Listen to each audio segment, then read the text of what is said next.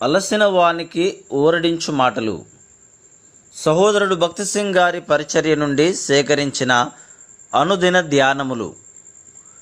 నిత్యుడగు ఆత్మ ద్వారా తన్ను తాను దేవునికి నిర్దోషినిగా అర్పించుకొనిన క్రీస్తు యొక్క రక్తము నిర్జీవ క్రియలను విడిచి జీవము గల దేవుని సేవించుటకు మీ మనస్సాక్షిని ఎంతో ఎక్కువగా శుద్ధి చేయును. హెబ్రీలకు రాసిన పత్రిక 9వ అధ్యాయము 14వ వచనం. ఈ భూమి మీద పరిపూర్ణులైన వారిని ఎవరిని కనుగొనలేము.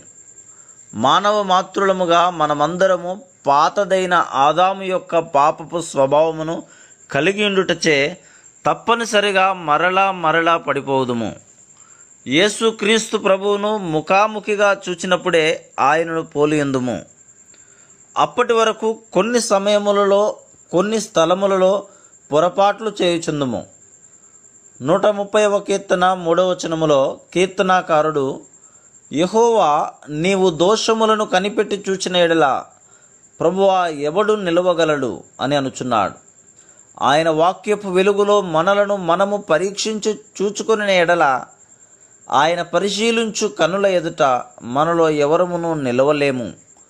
అపోస్తలుడైన పౌలు కూడా రోమా 7:18లో నాయందు అనగా నా శరీరమందు మంచిది ఏదియో నివసింపదని నేను ఎరుగుదును అని చెప్తున్నాడు. అతని హృదయములో ఆత్మకును శరీరమునకును మధ్య జరుగుచున్న పోరాటమును గూర్చి కూడా తెలుపుచున్నాడు. మనము కూడా అట్టి పోరాటములను ఎదుర్కొనవలసి ఉన్నాం. కానీ మనము నిరుత్సాహపడవలసిన అవసరత లేదు. మన ప్రభు ఎంతో జాలిగలవాడు. ప్రభు యొద్ద క్షమాపణ దొరుకును. 130వ కీర్తన 4వ వచనం. మన పాపముల నిమిత్తము ఆయన మరణించి ఉండుటచే మన పాపములను ఒప్పుకొనుచు ఆయన యొద్దకు వెళ్ళిన క్షణముననే వెంటనే ఆయన మనలను క్షమించును. ఆయన ప్రేమ దయ మన జ్ఞానమునకు మించినవి.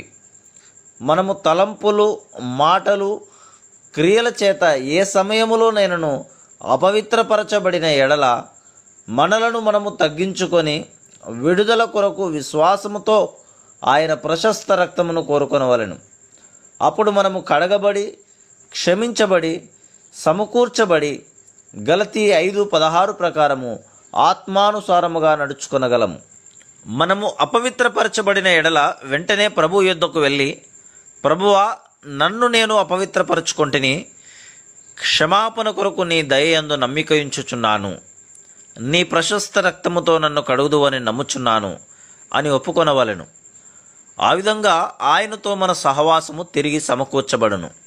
కీర్తన 23వ వచనము 28వ వచనము 38, 39లలో, సామెతలు 24:16లో మనకు ఆయన వాగ్దానములు కలవు. మన బలహీన పరిస్థితులలో సాతాను కొన్ని పర్యాయములు మనల్ని మోసగించును. కానీ యేసు ప్రభు యొక్క రక్తములో మన క్షమాపణ, కడుగుదల, సంపూర్ణ సమకూర్పు కొరకు ఎల్లప్పుడూ ఏర్పాటు కలదు.